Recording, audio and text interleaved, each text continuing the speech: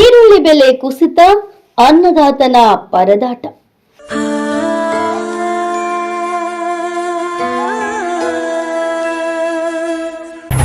ಪಾತಾಳಕ್ಕೆ ಕುಸಿದ ಮಾರುಕಟ್ಟೆಯ ಬೆಲೆ, ಕಣ್ಣೀರಿಡುತ್ತಿರುವ ರೈತ.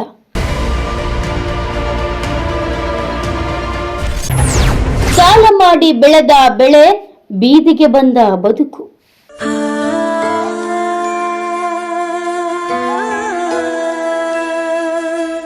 ಹೌದು, ರೈತರು ಮತ್ತೆ ಆರ್ಥಿಕ ಸಂಕಷ್ಟದ ಅಂಚಿನಲ್ಲಿ ನಿಂತಿದ್ದಾರೆ. ಈರುಳ್ಳಿ ಕತ್ತರಿಸುವಾಗ ಕಣ್ಣೀರು ತರಿಸುವ ಇದು ಈಗ ರೈತರ ಜೀವನವನ್ನೇ ಕಣ್ಣೀರುಗೊಳಿಸಿದೆ. ಹೌದು, ಮಾರುಕಟ್ಟೆಯಲ್ಲಿ ಬೆಲೆ ಪಾತಾಳಕ್ಕೆ ಕುಸಿದ ಪರಿಣಾಮ ಶ್ರಮ, ಬೆವರು ಎಲ್ಲವೂ ವ್ಯರ್ಥವಾಗಿದೆ. ಹೌದು, ಎಪಿಎಂಸಿ ಮಾರುಕಟ್ಟೆಯಲ್ಲಿ ರೈತರಿಗೆ ಭಾರಿ ನಿರಾಶೆಯಾಗ್ತಿದೆ. 1 ಕ್ವಿಂಟಲ್ ಈರುಳ್ಳಿ 200 ರೂಪಾಯಿಯಿಂದ 600 ರೂಪಾಯಿಗೆ ಮಾತ್ರ ಮಾರಾಟವಾಗ್ತಿದೆ.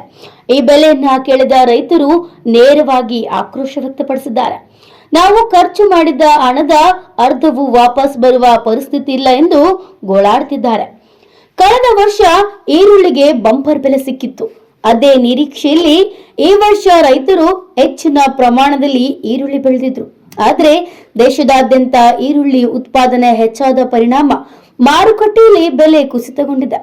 1 ಎಕರೆ ಈರುಳ್ಳಿ ಬೆಳೆಯಲು 50 ರಿಂದ 60 ಸಾವಿರ ರೂಪಾಯಿ ವ್ಯರ್ಥವಾಗ್ತದೆ. ಬೀಜ, ರಾಸಾಯನಿಕ, ನೀರಾವರಿ, ಕೂಲಿ ಸೇರಿ ರೈತರ ಮೇಲೆ ಸಾಲದ ಹೊರೆ ಹೆಚ್ಚಾಗಿದೆ. ಆದರೆ ಮಾರಾಟದ ಸಮಯದಲ್ಲಿ ಈರುಳ್ಳಿ ಬೆಲೆ ಕೇವಲ 200 ರಿಂದ 600 ರೂಪಾಯಿ ಸಿಗುತ್ತಿರುವುದು ಅನ್ನದಾತರ ಬದುಕನ್ನ ಸಂಕಷ್ಟಕ್ಕೆ ತಳ್ಳಿದೆ. ಹೌದು, ಸ್ಥಳೀಯ ರೈತ ಸಂಘಟನೆಗಳು ಕೂಡ ಸರ್ಕಾರದ ವಿರುದ್ಧ ಆಕ್ರೋಶ ವ್ಯಕ್ತಪಡಿಸುತ್ತಿದ್ದಾರೆ. ಆಳುವ ಸರ್ಕಾರಗಳು ಈರುಳ್ಳಿಗೆ ತಕ್ಷಣ ಬೆಂಬಲ ಬೆಲೆ ಘೋಷಿಸಬೇಕು, ಇಲ್ಲದಿದ್ದರೆ ರೈತರು ಬೀದಿಗೆ ಬಂದು ಪ್ರತಿಭಟನೆ ನಡೆಸಬೇಕಾಗ್ತದೆ ಅಂತ ಎಚ್ಚರಿಕೆ ನೀಡಿದ್ದಾರೆ.